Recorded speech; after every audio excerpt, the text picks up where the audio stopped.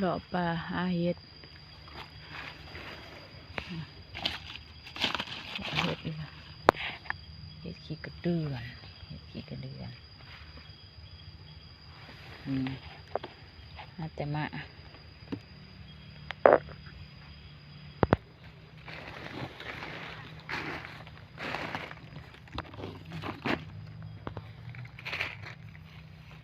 เขาก็เอามันแต่มันด่างได้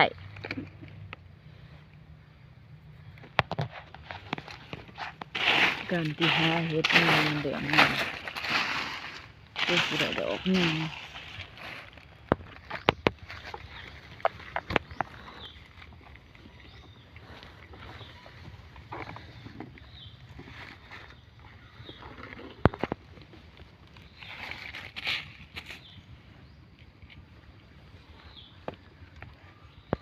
อันนี้ที่เห็ดขี้กระเดือนนี่วะขี้กระเดือนก็เอานะว่าแต่มันจุ่ม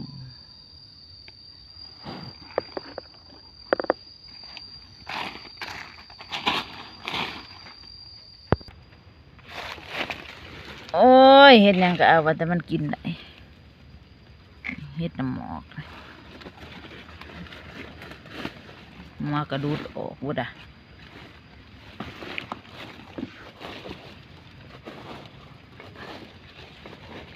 ยังก็เอาว่าแต่มันกินเป็น